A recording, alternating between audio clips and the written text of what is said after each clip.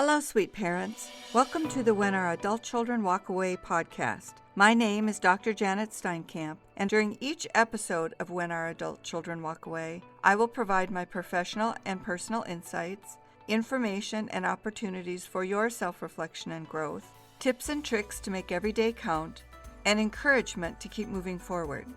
I'm here to help you dig deep and get down to the root causes so that you can find your way out of the darkness to a positive and lasting relationship. Grab your notebook and a pen, settle into your favorite chair, and let's get to it. Today we are talking about one of the hardest parts of estrangement. I feel like I say that in every episode. There's nothing easy about estrangement, no matter where your relationship sits on the continuum of estrangement. Today's topic is really at the core of what happens. So we're talking today about the feelings of rejection, hurt, and grief that follow that realization that our relationship is no longer what it once was, that there are fractures, and our adult children are either gradually becoming more distant, there's less communication, less time face-to-face, takes longer for them to respond to us, anywhere along the line of that continuum to a full no contact. We are going to explore why these emotions are so powerful and why they're essential to our mental health. We're going to talk about healing, how we get a hold of those feelings, and how to move forward toward acceptance and transformation. If you're feeling like you'd like to dig into estrangement grief a little bit further before listening to this episode, or when you're done with this episode, of course, I'd like to invite you over to the When Our Adult Children Walk Away episodes and look for the series of 7 episodes specific to estrangement grief. And if you're ready for guidance on moving forward, you're ready with some calm clarity, and you're able to give yourself some self-compassion, visit the whenouradultchildrenwalkaway.com website, and you can schedule a session with me where you can schedule either a 15-minute introductory conversation by phone, or you can schedule a 60 or 90-minute coaching conversation. And I'd be glad to talk with you about your particular circumstances and dig into it with you. So for today, I want to remind you that because growth doesn't begin when the silence begins, it's important to recognize it begins when we begin understanding our circumstances. And that's what you're doing here today with me. So I want to welcome you and thank you for joining me. Let's begin by understanding some of the feelings of rejection and hurt. When your adult child chose to distance themselves, when they begin to actively pull away, the emotional impact can feel like an earthquake. You might begin to question your self-worth, your identity, the entire history of your time with your now adult child. And this leads to some really foundational sadness. And that sadness is where our rejection, the shock, the guilt, and the grief sit. That is where they all weave together to perpetuate this cycle through the first 3 stages of grief. So those are, remember, disbelief, oh my gosh, this can't be happening. Is this really happening? I think it's happening. The anger, how dare they do this? Who do they think they are? That's anger. And then into the despair. The despair, the sadness, the crippling heartbreak is woven through all of this. We cycle through those 3 stages of grief over and over and over, sometimes in the same minute. Sometimes over the day, sometimes over weeks. We can be far into acceptance and still feel the sting of that rejection and the hurt. Even when we move on, those can still be there, just like the death of a loved one. In some ways, estrangement never leaves us. It becomes a part of the fabric of our history, and we evolve differently having had that experience. But the rejection, those initial feelings, are always buried in there somewhere to some degree. I want to remind you, though, that rejection is not a verdict. It is not a done deal. It isn't an end to our relationship. It is in many ways a new chapter, a really yucky chapter. It is a new chapter. And recognizing that estrangement, naming it, calling it out of the dark corners, allows us to understand that there's something in that dynamic. There was something going on. Something led to them walking away, pulling away, becoming quiet. Doesn't mean we're solely responsible. It doesn't mean that they are. It means that there was something going on that we need to recognize and sort through. And that's the work we do during the quiet. That's how we prepare for the opportunities to reconnect. So again, our work doesn't begin when the silence ends. Our work takes place during the silence. I want to remind you that Dr. Josh Coleman, if you've not listened to his work, I would encourage you to go and listen to some of his work. He's a bit more philosophical and theoretical than I am. He can explain estrangement. He's not necessarily into the practical details and the granular, how do I deal with this level of care? That's really where I come in. So I would like to invite you to go back and listen to him. And he will remind you that estrangement is not about finding a quick fix. This is a marathon, people. This is not a sprint. It is critical that we understand the complexity of our own circumstances, including our sense of rejection. Why do we feel it so intensely? What is it about the situation that is hurting me most? We can sort through all those details. When we try to bypass that grief, we go straight to denial, distraction, or bitterness. It doesn't disappear. That grief sits and festers. Grief is tricky because it does not go away simply because we want to outlive it. We can't happy ourselves out of grief. We can't busy ourselves out of grief. We have to sit in that grief, understand it, recognize it, look it straight in the eye in order to move through it. There's not an end date. There's not an end point. There's not a finish line with grief. To be able to move beyond the paralysis and the overwhelming exhaustion of our grief, especially in those first 3 stages, we need to walk that part of the journey. Ignoring it, or I would say ignorance, becoming uninterested in learning. I hear this a lot. It doesn't matter to me. I don't care. It won't make one bit of difference if I know what's happened. That does not mean that your grief isn't there.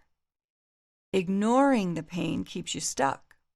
It keeps us in that day-to-day survival, just grinding away. Feeling it, walking through it, allows us to eventually re-engage with hope. But there's no shortcut. There's no cavalry coming. We've got to move through it. And it's critical to our mental health to feel what hurts, to cry, to journal, to talk, to walk, to simply sit in it, to allow ourselves to feel overwhelmed, to sit on the couch in silence for a few hours. Give yourself an hour every day to simply sit in silence and sit with your grief. And then you have to put it to the side for the rest of your day and be productive. Be productive at your job, be an effective parent to your other children, be engaged in your primary relationships, your friendly relationships. But it's important that we find the time and place to sit in our grief. So I want to remind you the 6 stages of grief in my model of estrangement grief are disbelief, anger, despair. Those are the 3 like triplets. Those are the 3 where people tend to cycle until they are ready, and often it's a choice, to move into accepting their circumstances and dealing with them, figuring out who you are now in this new set of circumstances. No blame, no shame. We let that go. Even though we have days we still return to those feelings, we move beyond those into acceptance, transformation, and maintenance. Acceptance is when we begin to take action. We begin to engage and apply effort to coming to terms with our circumstances and deciding who we want to be. Who are we now, knowing what we know? How do we keep the light on, as I say? We don't close doors. We may not engage anymore. We may not work as diligently to pound away and get them to respond to us, but that's okay. If they're asking for space, we need to give them space. Acceptance is really where we begin the action of moving forward. We are not giving approval. We're not giving consent. We don't get to give consent. We are not necessarily in agreement. We are simply acknowledging. With this new wisdom and acceptance, we move into transformation. And this is where we begin to grow our empathy. We begin to identify and establish boundaries, mutually respectful boundaries. We begin to understand and explore our adult child's boundaries from their perspective. And were we really respecting them? Did we really hear what they were asking us to do, and did we do it? If we didn't, then there's some actions to take. Transformation is we build up that self-respect. Dr. Coleman tells us that acceptance allows us to live again, even if the relationship never returns, never rekindles, never comes back. Transformation is when we begin to come to terms with it and determine our path forward. Maintenance is when we begin to protect ourselves and all the work that we've done. Who are we now? I talked to a person the other day who said, my adult child estranged me, but now I kind of feel like I'm the one who's keeping the distance. Bravo. Bravo, I say. Yep, until we're ready to go back, we can't go back. We run the risk of furthering the estrangement if we have not done our work, if we haven't really come to terms with the situation and who we are in the face of this estrangement. So let's talk about some survival strategies for this healing and acceptance and transformation.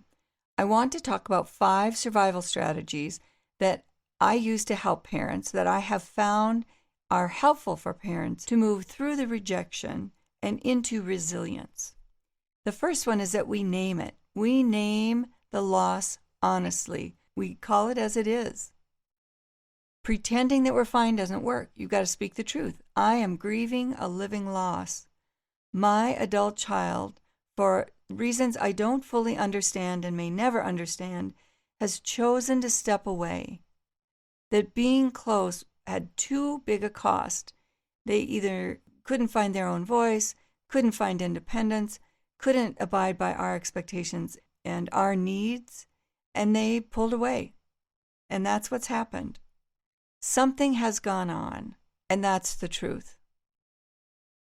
By naming it, it gives it shape, and it names what we want to heal from.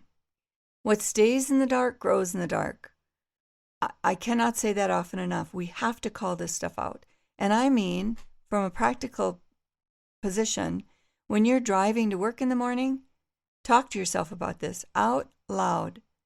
It'll just look like you're singing to the radio or to a playlist on Spotify or whatever.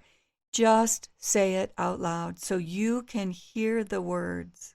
If you have a significant person in your life who is willing to listen, talk with them. Our tendency when we're talking to other people is to sugarcoat, to cover, to leave little crumbs in the dark that we don't quite feel okay enough to bring out. When we talk to ourselves, there are no secrets, right? We have to be honest with ourselves. We have to, or what stays in the dark grows in the dark. Number 2, allow grief its full range of emotion.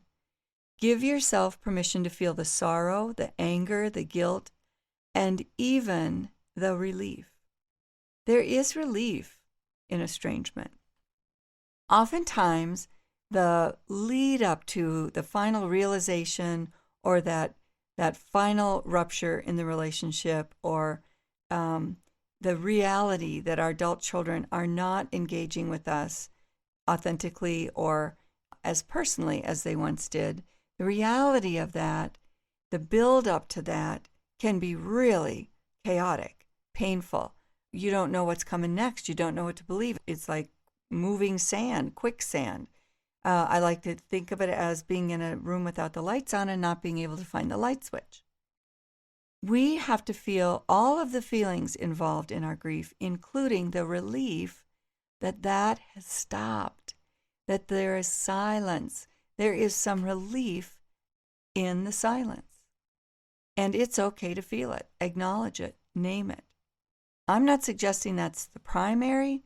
I'm suggesting that that is a defense mechanism we allow ourselves to be able to move forward.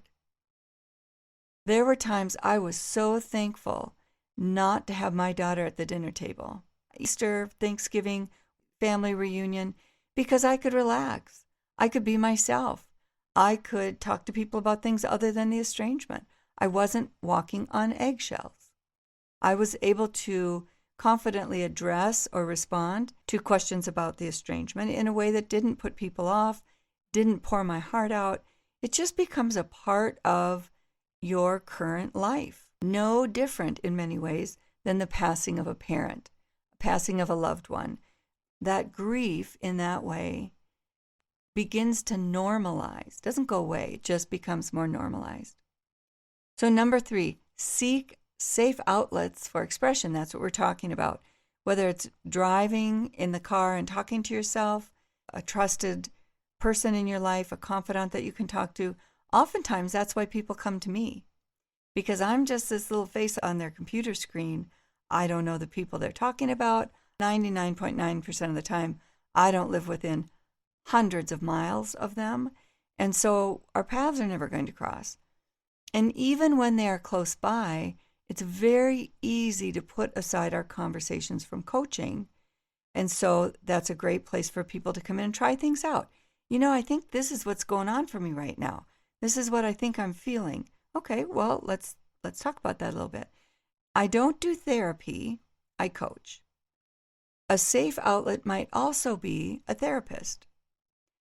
And if you've listened to my episodes about the differences between coaches and therapists, you understand what I mean when I say be very careful and clear about what the two roles are. We are not interchangeable, coaches and therapists. We do very different work. Complementary, absolutely, but very different. Number 4, separate your identity from the rejection. You are not the estrangement. The estrangement is not who you are. Estrangement is an experience. It is not a mental health diagnosis. Estrangement is not, like I said, it's not a verdict. Estrangement is an experience or a series of experiences. So we need to separate ourselves from that identity. We can leave that at the door when we go into a social event and step away from it. When we come back out, that estrangement's going to be sitting right there waiting for us. It doesn't go away. It just means we can take breaks. And that's okay. I have plenty of people that I work with who will say, you know, I'm just going to take a break from this for a while. I'll get back in touch in 3 or 6 months. Okay. And they circle back when they're ready to go to work again. Summer is commonly a time when people take a break from working on estrangement or working on their self-exploration or reflection or personal growth. There are natural times we take breaks around the winter holidays, although I will say those are so emotionally charged that it's really not realistic to think you're going to step away at the winter holidays. Go and listen to those specific episodes about strategies to navigate high-risk days, how to handle people who approach you, conversations, invitations. Go and listen to those episodes before we get much closer to the holidays so you are prepared. Number 5, the last, is choose meaning over bitterness. Choose to understand rather than sitting in your anger and your despair. Choose to move beyond those first 3 stages and come to a position where you have to acknowledge and accept that this is the decision that your adult child has made and they have the right to make it. Do we agree with it? Probably not. Do we understand it? We're maybe coming to understand it. We're probably all at different places in our understanding. Are we responsible? To some degree. There are kernels of truth in there. It doesn't mean that they are not also responsible, but you've heard me say this before. Everybody brings something to the party. Everybody brings something to the estrangement. Everybody brings something to the relationship. Our work is to figure out what we contributed, how we might do things differently given another opportunity, and what we need to do to become ready to respond and not react, to accept and not judge, to listen and not advise. That's the work we do during the silence. So, in closing, I want to remind you that when you begin to feel this grief, and that's been felt and honored, something very profound begins to shift. I hear this regularly from people. I have to tell you, I'm kind of okay with where things are at right now. Once I got through those really dark times, I came to a point where it's not that I like it or I feel good about it. I'm okay. I am okay. Transformation means you've stopped measuring your self-worth by whether you have reconciled, how quickly you will reconcile, how easily you will reconcile, and whether you can drive that ship.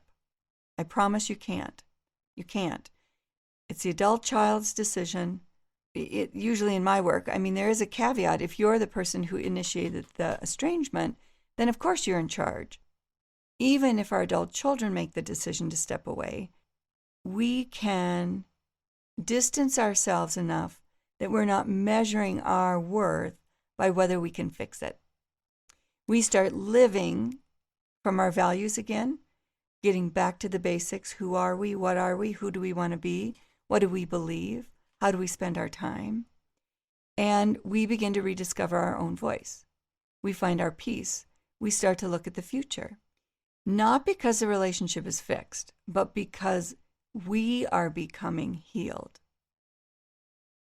Now, if you're here today listening and doing this inner work, and you're already working on acceptance and transformation, I want to applaud you. It takes grit. You have to be brave. It takes courage. And I want to congratulate you on beginning to learn that rejection doesn't define you. Resilience is what defines you. For those of you who are not to the acceptance and transformation stage, hang in there, because you are doing the work you have to do in order to authentically and effectively move into acceptance and transformation. There are no shortcuts. There's no cavalry coming. No one can do this work for you. Please remember to give me a call if I can be of any help. Remember, grief is powerful because love is powerful. We love intensely with our whole being for our children. And so it only makes sense that our grief, when they depart, move away, pull away, become silent, is equally intense and in equal measure to that love. When we allow ourselves to feel the disbelief, anger, and despair, we begin to open ourselves up to acceptance and transformation. Accepting your circumstances isn't the end of your love. It's the evolution of it. It's the next evolutionary phase of your relationship. Your relationship will never be the same. If they knock on your door today and say, "Oh, I'm so sorry, I want to come back," it will never be the same. We are changed by estrangement. Similarly, we are changed by death and loss. We absorb that into who we are. You can love your child and accept the current circumstances as your reality. You can hurt and heal. You can be in great pain and find laughter in your day. Allow yourself both. Allow yourself both. I want to thank you for joining me today. Again, the rejection and pain, the grief in estrangement, it permeates every aspect of our experience day to day in the beginning. As we move through it and begin to find some meaning, come to some sense of peace in ourselves, and we begin to walk forward, we begin that healing process. We become stronger. I want to encourage you on your journey, wherever you are on your journey. Remember, jump over to the When Our Adult Children Walk Away website. If I can help, sign up for a 15-minute conversation, or if you'd like to go straight into coaching, sign up for a first coaching session. If you'd like to send me an email, and ask a question, or if you have an idea for a future podcast episode, please email me at janet@jesteinkamp.com. I do respond to my email. It's very busy these days, and so it does take me some time. If you have not heard from me in 3 or 4 days, please send me another email. Get it to the top of the pile, and then I will have a better chance of seeing it more quickly. So again, be strong, be courageous, be brave, and remember you are not alone.